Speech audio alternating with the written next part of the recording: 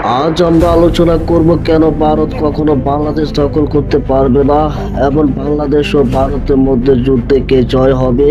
দুই দেশের মধ্যে দীর্ঘ ইতিহাস, অদ্ভুত রাজনৈতিক সম্পর্ক এবং শারীরিক শক্তি বিশ্লেষণ আমরা এখানে তুলে ধরব। বাংলাদেশ একটি স্বাধীন স্বাভাবিক রাষ্ট্র, যার স্বাধীনতা সংগ্রামের ইতিহাস অদ্ভুত গর্বময়। 1971 সালে মুক্তিযুদ্ধের মাধ্যমে বাংলাদেশ তার স্বাধীনতা অর্জন করেন এবং এই স্বাধীনতার প্রতি বাংলাদেশের জনগণের ভালোবাসা অটুট। তবে প্রশ্ন হলো, ভারত কি কখনো বাংলাদেশ দখল করতে পারবে?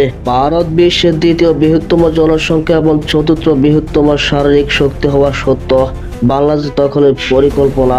প্রথমত, দুই দেশের মধ্যে অনেক রাজনৈতিক, অর্থনৈতিক এবং সামাজিক সম্পর্ক রয়েছে, যার মধ্যে রয়েছে মুক্তিযুদ্ধের সময় ভারতের সহযোগিতা।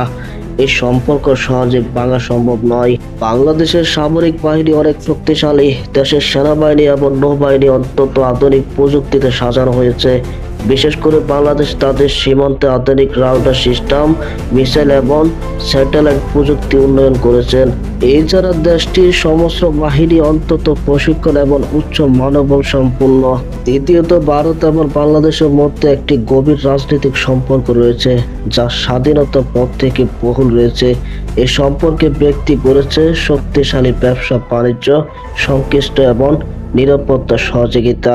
তাই যুদ্ধের কোনো সম্ভাবনাই নেই, কারণ উভয় দেশের সরকারের জন্য এটি একটি বড় রাজনৈতিক সমস্যা হবে। বিশ্ব যখন একটি দেশ অন্য কোনো দেশের উপর আক্রমণ করে, তখন আন্তর্জাতিক সম্প্রদায় প্রতিক্রিয়া থাকে। জাতীয় সংঘর্ষ এবং অন্য কোনো রাজনীতির সংঘর্ষ ভারতের উপর চাপ সৃষ্টি করে। আর বাংলাদেশে একটি অন্যতম শক্তিশালী কূটনৈতিক ব্যবস্থা ধারণ করেছে, যা ভারতকে আন্তর্জাতিক চাপের মুখে ফেলতে পারে। ভারতের জনগণের একটি বড় বিষয়, জনগণ সাধারণত শক্তিপূর্ণ সম্পর্কের প্রতি শ্রদ্ধাশীল।